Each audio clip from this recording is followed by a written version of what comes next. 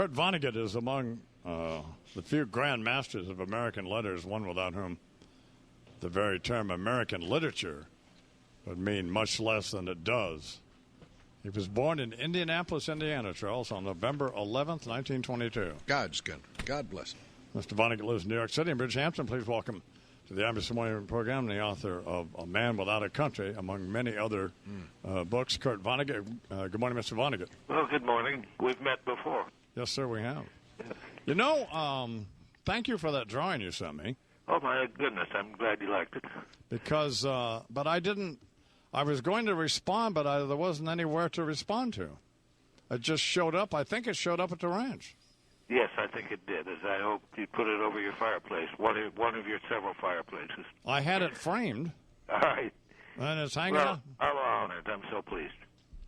And I said, man, how great is this? I mean, I saw it running around there showing, well, the kids, they didn't know who Kurt Vonnegut was, but some did, actually. So how are you? Well, I'm very old, Don, and, you know, I think about, you know, it's wonderful how we've cured all these diseases, but now we've got this huge sludge of old people like me. and there was one disease I wish I hadn't cured because it was called the old people's friend. That was pneumonia. You know, after you got old, you went to sleep. You still smoke? Like a chimney. And you smoke pell-mell, right?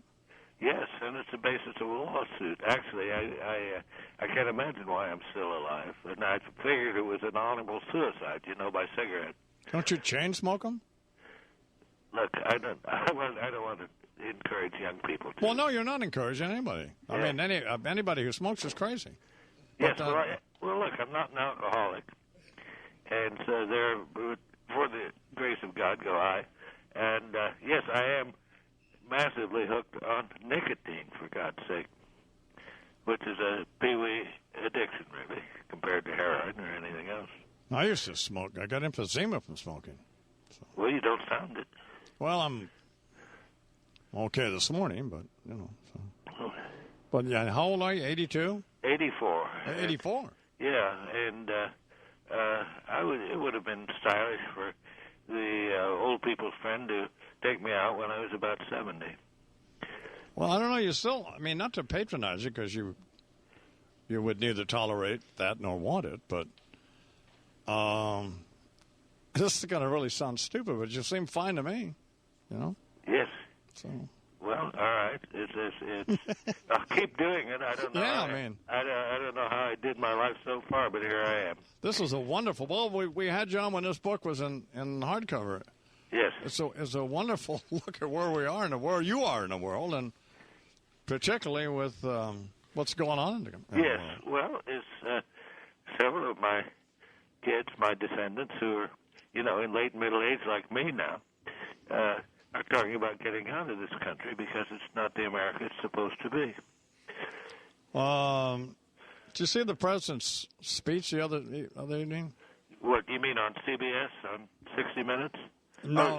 No, look, I please, there's lots of TV shows I don't watch. No, I meant his, whatever that Iraq address was, is new. Yes, well, it's all baloney, and you know, I was an infantryman. I was a private first class, for God's sake, and never have American soldiers been so mistreated. Well, going back to September 11th, I'm kind of curious. We're talking with Kurt Vonnegut, his new book, which I highly recommend. In fact, I was actually calling Charles on a telephone and reading little excerpts to him on the phone, which you, by the way, should not do. Because it's meant to be read. It's not meant to be read aloud. It's meant to be read. You know, Andy Rooney has talked to us about that, about you write for the ear, you write for the eye. This is written. Well, it sounded pretty good on the phone, didn't it, Charles? It was. It makes you laugh. I loved it, yeah. Yeah, it was wonderful observations. Yeah. But going back to September 11th, what do you think the president's, this administration, not just the president, but Rumsfeld and Cheney and a whole bunch, and Wolfowitz and Pearl, that whole gang. Well, what was their motivation here to get us into Iraq, do you think?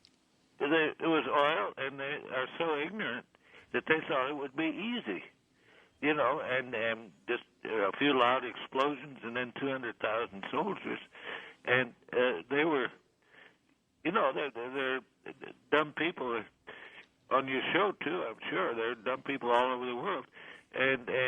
But these guys didn't know anything. They didn't know the difference between a Sunni and a Shiite, and what Britain's adventures had been, trying to take control of that part of the world, and so on.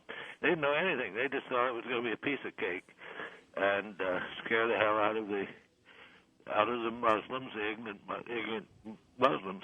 But this is, if you elect a really dumb president, you get a really dumb country. So you think, as I think I do, and others do, it's not about what I think, but you think that they decided to go into Iraq to demonstrate to the Muslim world that you couldn't fly airplanes into our buildings and get by with it, and they were going to demonstrate that we wouldn't take that, and they thought it would be easy, and that's why they picked Iraq? Yes, well, look, I tell you this is, the weapons of mass destruction. If they had thought that Iraq had anything to fight back with, they wouldn't have dared invade. So, sure, they didn't believe in weapons of mass destruction in Iraq. They said that Iraq was threatening us. Well, they don't look like a lot of white Americans. And race always works in this country, incidentally. And so it is essentially a racist war. Anything. But, Howard Zinn, a good friend of mine, who was a bombardier during the Second World War, he said that the enemy is war. That war, war is a reasonable thing to do. Yes. He said he hates Hollywood because Hollywood has made war reputable. And there's nothing good about it. It is utterly horrible.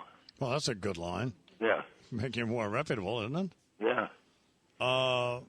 Do you think they lied? Do you think they knew there weren't weapons there? Or yes. Or you do? Well, they hoped they would find something, maybe a loaded revolver. They found, well, I understand. Because the debate, at least in my mind, that's the only mind I can deal with, is, but I vacillate between thinking they did know that they just concocted this story because they wanted to, supporting the original thesis that they simply wanted to demonstrate to the Muslim world that, you weren't going to fly airplanes into our buildings, and so we're going to come. Well, what's particularly interesting is that it was Saudis who did it, who flew the planes, but the Saudis are our great allies, of course, in the Arab world, and but it's never said that it was Saudis who did this, and that's dainty. Well, it would be and not convenient to go to war with if you're in bed with those folks, and they all, they have their deals, and so it's a nightmare. It is 20 minutes till the hour. Talking with Kurt Vonnegut, whose book is now out in paperback, Man Without a Cause. If you bastards were too cheap to buy it in hardcover, so you can now get it in. Look, if you own one, please don't lend it to anybody. All right? No, that's counterproductive to what. You were a POW in World War II, weren't you? Tell me about that. Well, I was in the Battle of the Bulge.